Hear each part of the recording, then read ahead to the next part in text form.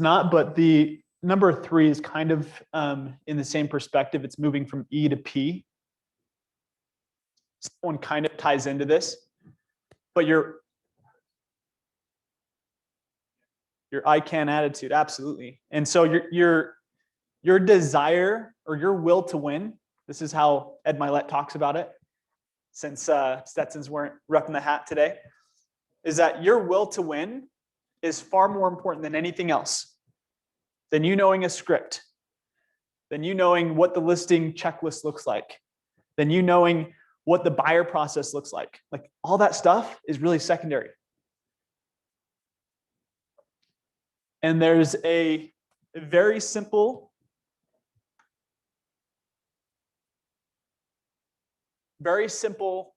way that I would encourage you guys to remember this.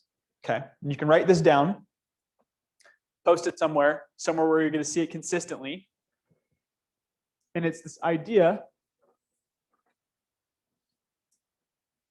that your either I can or I will, whichever one you want to do, is more important than your IQ or whatever you put there. What does this mean?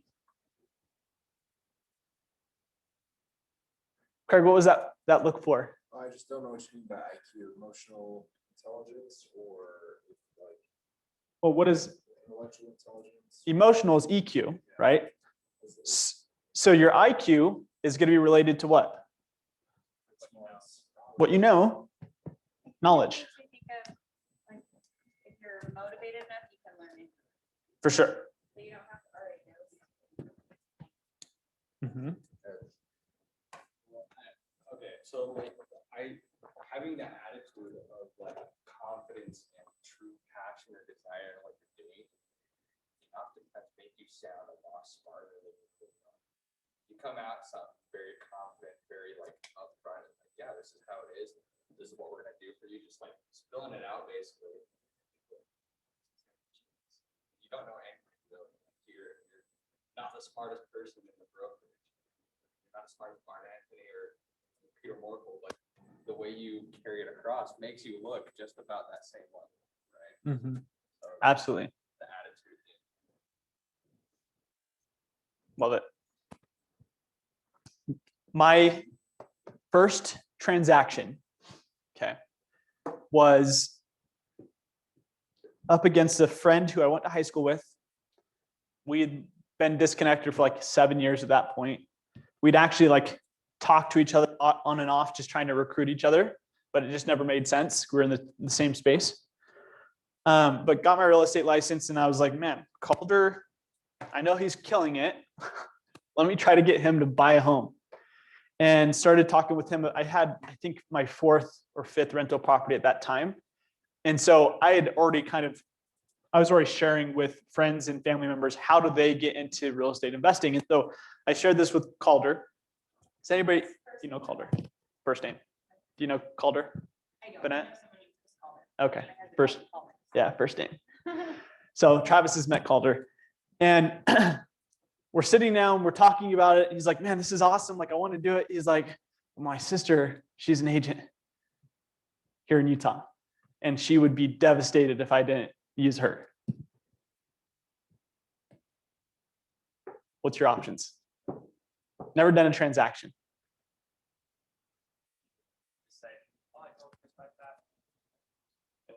And let it go.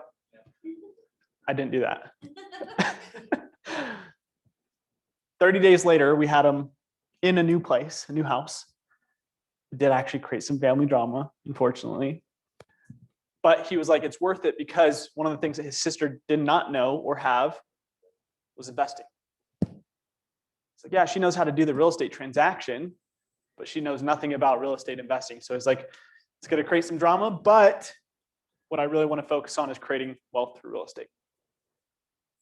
And he and I are actually looking at buying another property together. Now, he bought an Airbnb and it's just crushed it. Since he had it since November of 2019, and it's just done phenomenal. It's in American Fork, so it does awesome. That was my first transaction. Yep. You were already doing real estate investing? Uh-huh. Okay, so you already did that. Yeah. So I already understood real estate investing, but I didn't understand the real estate transaction. Like I had no clue how to go from point A to point Z. Like I didn't even know, and I didn't have a transaction coordinator either, which I is think real estate investing is probably harder to- through a transaction. Yeah, just a little bit different. But what it came down to is that my will to win or to make stuff happen in this industry was far more important than any knowledge. I didn't have to know it all at that point. All I needed to know is, do I have the right paperwork to have them signed? That's literally all I cared about. It's a cake.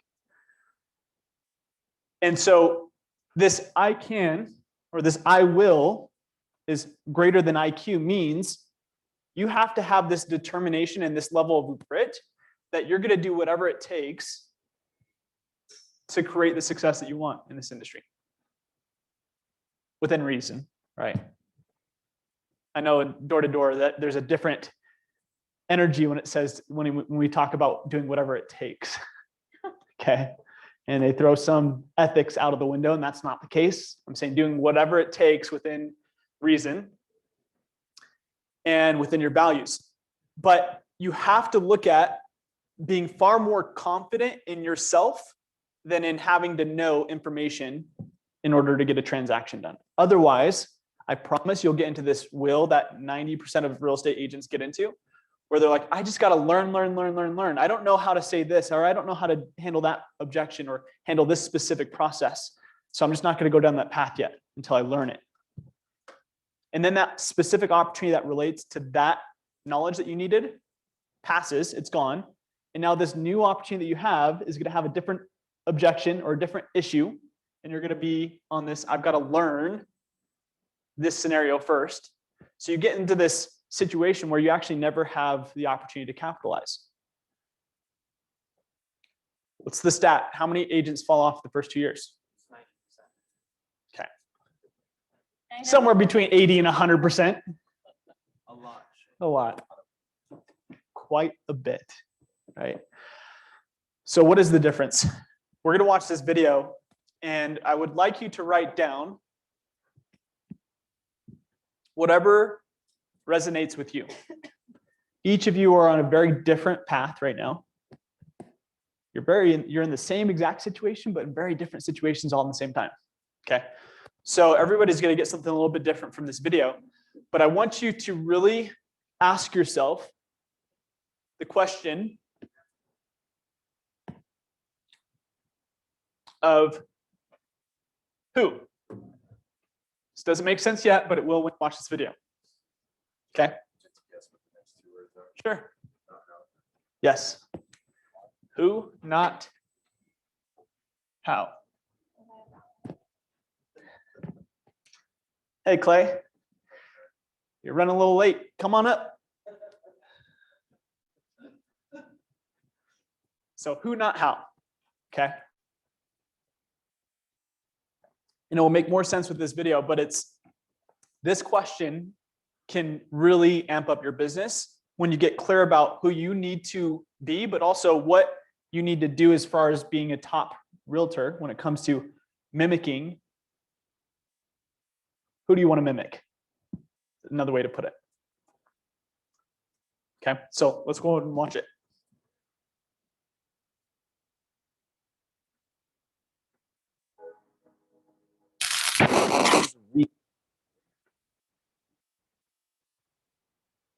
Really interesting part of what you say, that the past isn't predictive. Correct. Talk to me more about that, because I would say most people would say that the past is definitely predictive. Right, which is great, but they'd be wrong. I mean, the simple fact of the matter is the past is real. Okay? So the only thing that makes it predictive is if my behavior stays the same.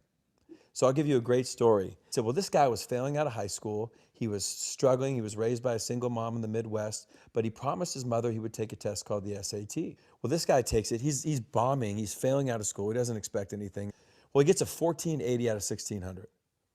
So he's stunned, right? That would be for the smart people that listen to your podcast. Insane, yeah. Right, cognitive dissonance. I Right? got a Like, 900 on my SATs, just Right. to give people a frame. Right, and I got a 10, 990, excuse me. and I got a 1010, right? I was just, hey, 4 digits. It was a miracle, right? But it's a hard test. He gets the score, And his mother says, did you cheat? Right? She knows her son. And he says, I swear to God, I tried to cheat, but the way the numbers were and the scantrons and the bubbles, you couldn't cheat. So she says, you mean to tell me you really got that score? He said, yeah, I got the score. So he's stunned, Tom. So as my dad's telling me the story, I'm like, okay. So he says, all right. So what he decides is because he realizes he's smart and he's going into his senior year, he says, I'm going to go to class. Now he starts to go to class. He doesn't hang out with who he did when he didn't go to class. Or he graduates, goes to a community college, and becomes this massively successful magazine entrepreneur. So I said, okay, well, the guy was always smart. He just needed a standardized test to unlock it. My dad said, no, that's not the story. And this is what I want you to understand. He said, 12 years after all this guy's success, he gets a letter in the mail from Princeton, New Jersey. Doesn't think anything about it. The next day, his wife says, you're going to open it. He opens it. True story, turns out the SAT board will periodically review their test-taking procedures and the policies.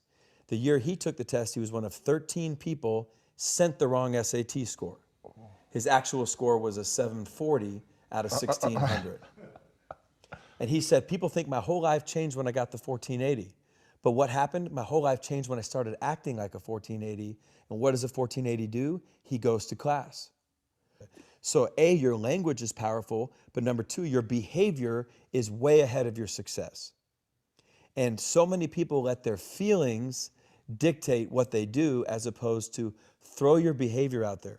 Russell Wilson's 5'10". He shouldn't be playing pro football, but he behaves like the best quarterback in the country. And he's done that since before he was at that level. And then his feelings and emotions and his skill caught up to that behavior. I think the lesson my dad was trying to teach me ultimately was, in addition to my language, what I do, not how I feel about my past, is going to determine who I am in the future. And that's what I think neutral thinking is. And I think neutral thinking isn't just thinking. I think it's behavior, and I think it's language. And so your behavior is what's going to change you. But you also have to start by asking yourself, what do I want and why do I want it? Why don't I have it? You know, what am I willing to do to get it?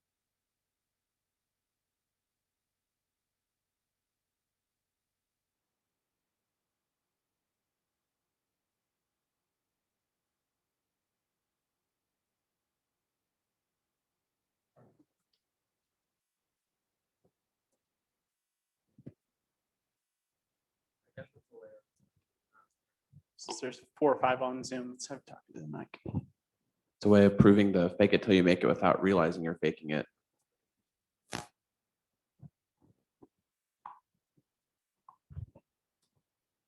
That's over. I love the like profile change that he put on himself.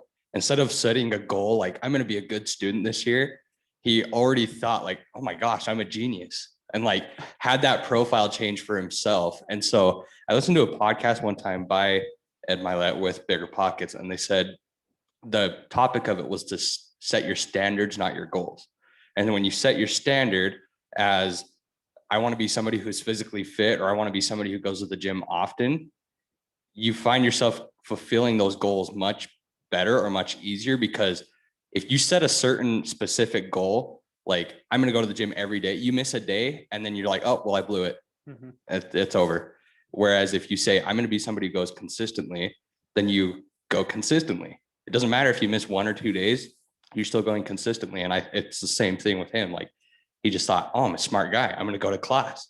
He went to class, got all his grades up, everything, and then was super successful. And so I think that was really just powerful example of that. What came first, the belief or the action? The belief. And what was the specific, what did he actually kind of ask himself? Or what did he mention? It wasn't about, the 1480 isn't what changed him. It was him acting like a 1480. Like, what does that teach us? Does anybody remember what it talks about on the fundamentals page of the MREA? Like the first chapter, it's labeled fundamentals. No, it's the first thing. Nope. What is the whole book about? I might be wrong, but like net a million, think a million. That's one of the- No, Behaviors that make you successful. it is, and it's about whose behavior? People that have already done it that we can model, right? The whole first page just talks about how important modeling is in success. Gary Keller literally says that, and Tony Robbins actually talks about it as well. Do you have it pulled up? Yeah. Can I see it really quick? Because there's a line I'd like to read. It's in the fundamentals, actual first chapter. So it says modeling is the cornerstone of success. I would encourage you to all go and read that whole section, okay, in the MREA, because this is not something that just Gary Keller's talked about. This is something Tony Robbins has talked about, Ed Milet. Really successful individuals talk about how important it is to model. What are some of the benefits of modeling?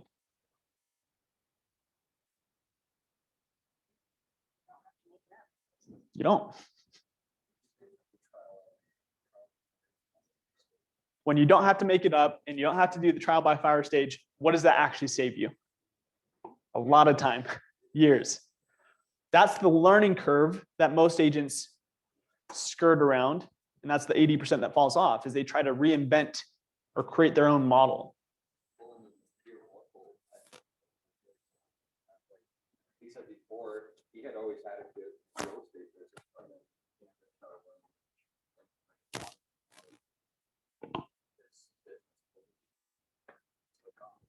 Yeah. I'm going to have, if we can just go 1, 2, 3, 4, if you can just read passage 1 through 4. This is around modeling. Long ago, I realized that success leaves clues, that people who produce outstanding results do specific things to create those results. Number 2. Actions are the source of all results. This process of discovering exactly and specifically what people do to produce a specific result is called modeling.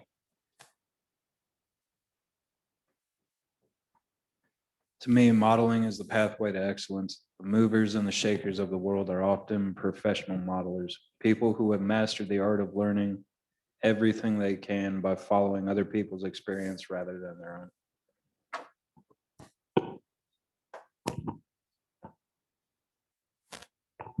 To model excellence, you should be a detective, an investigator, someone who asks lots of questions and tracks down all the clues to what produces excellence. Building from the success of others is one of the fundamental aspects of most learning. Is that the 4th? Oh, yeah. Okay, cool. Then we're good. Does anybody want to take a different path? Good. Right answer. Awesome. So anything else that stood out to you in this video?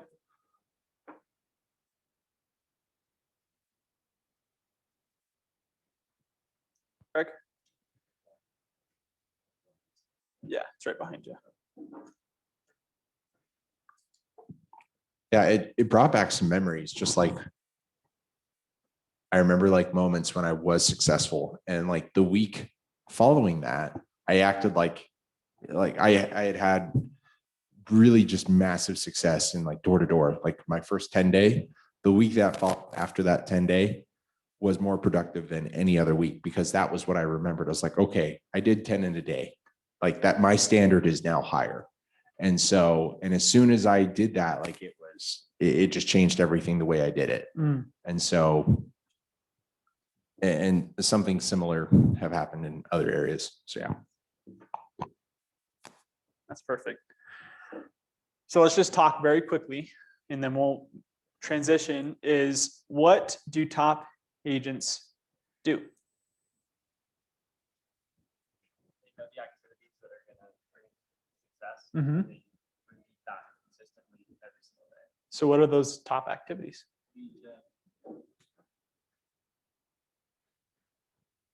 Specifically?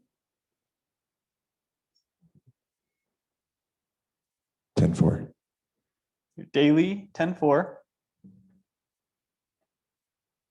In that daily 10-4, you want to Setting appointments.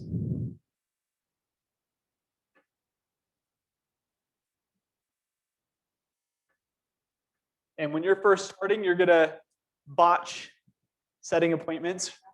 So you've gotta, Practice scripts.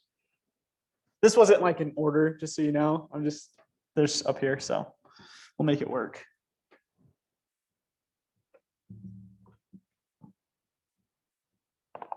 If you are not doing those 3 things every single week, you've got to ask yourself, are you really moving closer to where you want to be a year from now in your business?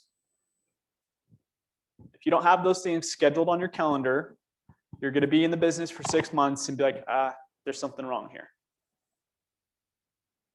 You can't do, you can focus on daily 10-4 and setting appointments and feel like you're not getting the traction that you should be getting because you're not actually perfecting the scripts. Does anybody know some of the top or the first people here in the office every day? Outside of myself. Brandon Peterson. Guess what he's doing at 7:30 a.m.? Yeah. I'm just not, yeah. He's script practicing. 7:30 a.m. Yeah. Well, he usually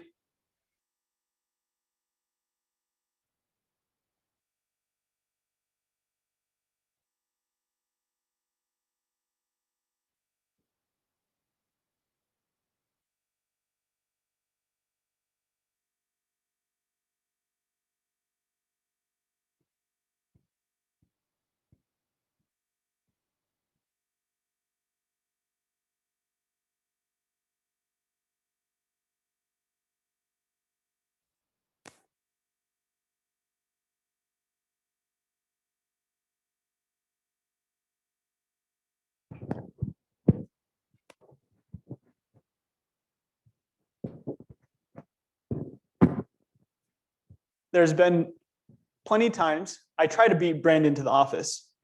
That's like my goal. Yeah, sometimes it's not. Sometimes it's not. But there's sometimes where I'll pull up and he's actually already making prospecting calls in his car. This is not a joke.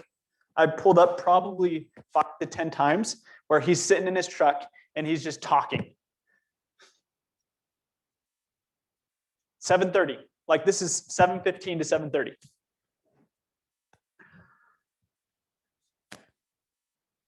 I'm up at 5 to go to the gym. It's only on his 3rd or 4th year. Yeah. But he's gotten to this practice. And when does he leave the office, Travis? We talked to him quite a bit. That's why I'm asking you. Unless he's on appointments, he leaves 6, 7 o'clock. But like, what is the goal he has to hit before he can leave? It has to be 50 contacts. 50 contacts, 50 calls. I have to talk to 50 people and then I can leave. Now, a lot of people are like, straight up. Well, and once they're loose, Uh-huh. you know that he's not just counting, oh, I just have 50 people. No. Yeah. I don't know why this is giving me feedback. Now, not everybody's gonna go gung-ho and say like, I'm gonna go and crush it and be here at 7:15. I'm gonna script practice that early and do it. But the thing is, if you have a 6-figure income goal in this industry, you got to do that for the first year. Like, there's gonna be a trade-off. Either the trade-off is the income or the sacrificing of energy, of you being willing to put as much time and focus into these practices as possible. You cannot count Ignite as being productive time. It is very valuable. You need it, but you still have to have these other things somewhere in the other 7 to 10 hours of your day. Like Ignite is only a 2-hour session. So you can't, well, I did my Ignite for today. I worked on my business. We're good to go. And you can also say, you know what? I don't need that. I just need a script practice, or I need to go ahead and lead gen for 6 hours a day. There's stuff you don't know. Coming and listening to top agents, the top 20% on how they're running their business and taking those nuggets from them. That's the modeling. That's what Ignite is for. Does anybody feel like I'm ranting a little bit? Am I going a little bit too far? Okay, cool. Good. Just right. So last things, and then we'll move on. So here is the golden principle. This is another one of those pieces, Jake. This was a $50,000 lesson, like actual money that I paid. And this completely changed the game for me. And this networking group called Abundant, over the course of a 2-year period, helped me completely shift and realize that this was the key, the literal gold to doubling your income, to getting whatever you want, to building successful relationships. Does anybody want to guess what this series is? Oh. These first ones have 2 letters each.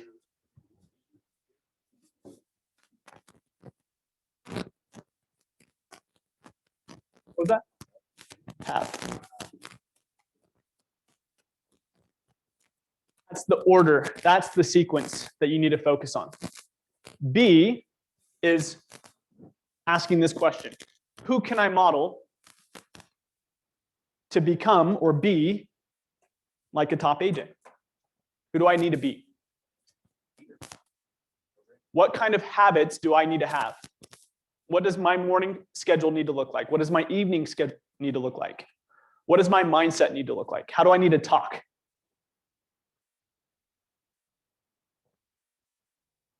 Like, these are the questions you need to ask yourself and start modeling as if you were already that producer. Start acting as if you were already a 6-figure earner in real estate. So once you've decided who you want to be, it's going to influence what you do, which is going to heavily influence what you have or get. But too often, this is all that people focus on. And they do that sloppy anyways.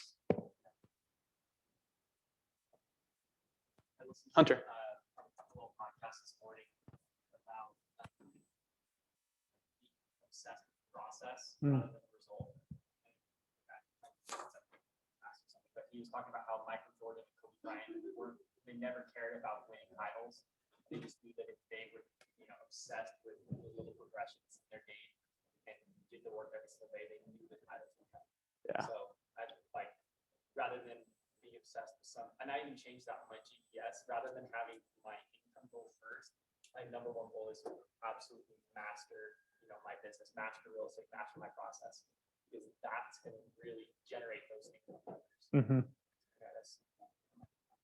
Awesome. Love it. Any questions? What's up, Tristan? Hey, did you put money in the money jar? The tip jar back there? I'm just joking. I'm kidding. I seen a video the other day. It's not like an inspirational. A video of Donovan Mitchell shooting threes, Mm-hmm. and he would do it as a 3-point contest. 5 makes each one round. If he messed up at all, he would go back.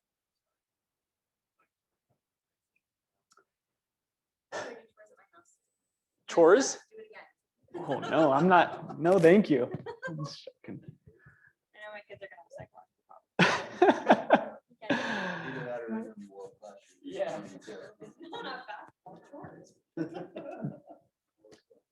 Last perspective. Man, it literally feels like it's nighttime outside. It's crazy. So, did anybody feel like really eerie when they heard the news of Kobe Bryant dying? Oh my gosh, dude, I was on my mission. I literally called every single American elder. Like, dude, Kobe died. Literally called everyone. We were all so sad. It was like a night of mourning. Yes. Yeah, that was dead week. That was so. I really think that's what caused like all the bad juju over the last year. Like that was the catalyst for everything. Kobe was that first comment. Yes. I was like, this year sucks. I think we all need to read that. They should have done a Space Jam with Kobe Bryant, dude. Real missed opportunity there. The new one. They made a second one that has LeBron. Which I think Kobe, Yeah. anyway, sorry. Yeah. But like, did anybody else feel that? It was kind of like really weird. Like I wasn't a Lakers fan, but I still felt like I was like, man, this is like really weird. It was almost like a whole week of just like, it was odd. Yeah. Yeah. Michael Jackson, like just some really interesting times. But it came to, for me, realizing, did anybody, I'm sure some people have heard, who knows some of the kind of the schedule that Kobe Bryant had for himself when it came to practice? I heard that this morning. You get to the gym every morning at 4 a.m. since high school. Every single morning. And when his teammates showed up, what state was he already in? He's already drenched in sweat. Even though he was arguably one of the greatest, he was still outworking everybody that was also everybody that's in the NBA is pretty dang good, obviously, right? But That's what he would do on party nights. So he'd go party with his teammates, and they were like, Kobe, why don't you ever come with us? Like, all right, I'll come with you. But if I come with you, you got to come with me. So he went. They would party till like 1:30 in the morning, and he's still at like 3:30. Get your ass out of bed. Let's go. Grit. So that's again, I just wanted to take a step back and talk about that because I feel like this is the most important key is getting back to the basics. Like, don't try and reinvent the wheel. I don't care if you've been in it for a week or if you've been in here for a month or 6 months. You need to go back to the basics. If you do not know the MREA and inside out, you're really not seeking mastery yet. And that's the only way you're going to be able to tap into the income level you want to get to in this industry. Is following a proven system, following a proven model. So, who's up for the challenge of following models? What challenge? So, Mega Camp next week. It's the first place to immerse in models, and then the second place is the MREA. Double down on that in those specific practices. Script practicing, your daily 10-4 to set appointments. That's the real order it should be in. Okay. So if you don't have a daily script practice time block on your calendar, you're going to miss the mark. Just telling you up front. Okay. Anybody on Zoom want to, I know you guys have been silent. Do you want to add any insight? What we've been talking about? Who's the Friday person? Friday. Sid Lamone is running for mayor of Pleasant Grove. She, what? Not that I've heard. I don't know. I don't know. Did she lose? Is that what you're saying? No, I think that she withdrew, I thought. I thought he was going to try again another time. Oh, Politics of what was going on. yeah, I don't know. It's possible. We'll ask her on Friday, okay? We'll hear it straight from the mother's hen. Okay, so Dan Kennedy will be the day from 2 to 4. Dan Kennedy runs one of the biggest businesses here at the brokerage. I'd say he looks like a good agent too. He does, right? Yeah, he looks like a good agent. I mean, he is, if you don't follow him on social media, follow him and check out his house because it's sick. But he is also he's a very, very great instructor. Like he's been in the industry for years and just understands it at a entirely different level. So you do not want to miss that session today. He's going to be talking specifically about listings. How do you find more listings? Find seller leads. And then Sid is going to be talking about a day in the life. And you understand more of this perspective. How do you balance between growing the business and running the business? Was anybody recruited by Sid? Jake, you probably were. I got him just Right after I was. So she was Molly's position and the assistant team lead when I came in 2019. And she just got her real estate license. I don't know, maybe maybe 7 months ago. About a year ago. Was it that long? Okay, about a year ago. So, and she's crushing it. She's, I think, at roughly 5 million in volume already So, has hit capper status, basically doubled twice. So she's doing great. And so she's another great voice you want to hear from on Friday. Any questions? Yeah, no. Dan Kennedy is like the proven model of using models. Yes. He's He like is. model. He'll say he is not a speaker. He doesn't like to talk to people. Bless you. And he just lets the models do the talking. It's pretty Yeah. You'll see from his stories, he is not like I'm gonna go out and build a whole bunch of relationships type of guy, but he's very consistent. And because of his consistency, that's the only thing that causes him to win. Like he just follows the system. Okay. So lastly, this is the email that you should get in the next week sometime. Maybe it was supposed to come today, but did not. So let's just say a week. I know. Thank you. Okay, so you're going to get an email like this, and it's going to have a button for you to click on to submit your numbers. This will be the new method we go about tracking your numbers. Okay, and this is going to help us get insight into your business and where breakdown's happening. Why are you not actually seeing the results that you want to see in your business? Or one of the things that we said earlier, success leaves clues. It's very important to track your own success. To know what's caused you to have success in the past is the only way you can duplicate it in the future. And so Command just rolled out a new way for you to be able to track your own numbers and have a scoreboard as well, which is kind of cool. So hey, Ritz, is it Friday and Sunday? Yep. Friday afternoon and Sunday afternoon. Awesome. So every Friday, you'll get this email. It will remind you on Sunday, if you haven't put your numbers in by then, to update your scoreboard for the week. Okay.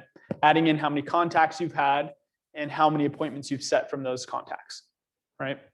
And then also any of the transactions you have in your pipeline. So it can give you a very good insight into your business. So this is what it looks like. It's going to ask you how much time you spent finding new clients. And we're going to play with this because this is brand new. They literally just rolled it out yesterday. So we're not fully aware of how it's supposed to work. It says how much time did you spend finding new clients today? You may have to do it on a daily basis. Like you can edit multiple days. So you might have to do it Monday through Friday. How much did you spend that day? Right. So we'll have to play with that and see how it works. No. It's a standard template by KW. So let's see.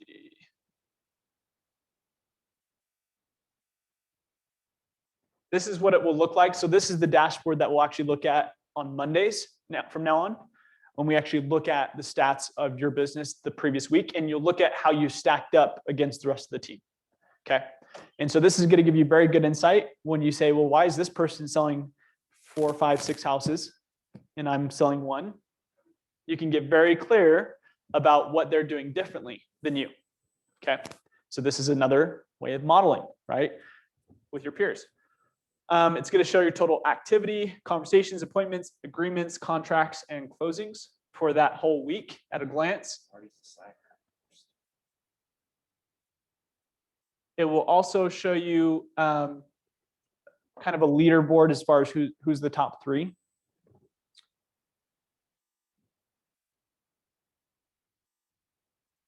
And yeah, we were going to test it out, but you guys didn't get the email. So there's already a glitch that we're going to chase down.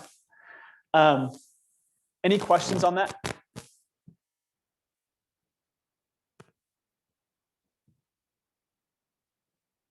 Awesome. Great. Well, we're going to go ahead and wrap up today. When you see that email come through, test it out. Go ahead and enter your numbers for this week so far. And then let me know if you guys run into any glitches. It's brand new. This is one of the first apps they've actually added. As you guys may have known, they slowed down adding anything new to Command over the last 6 months to really just stabilize it. Make sure that it's a very solid platform to utilize. So all of the previous applets like contacts and smart plans and all that stuff is what they focused on, of just creating stability. And now they're back to adding a few more features that are going to give us a better experience. So if you need anything, reach out, let's connect, but be here at 1 o'clock is when we will go into script practice.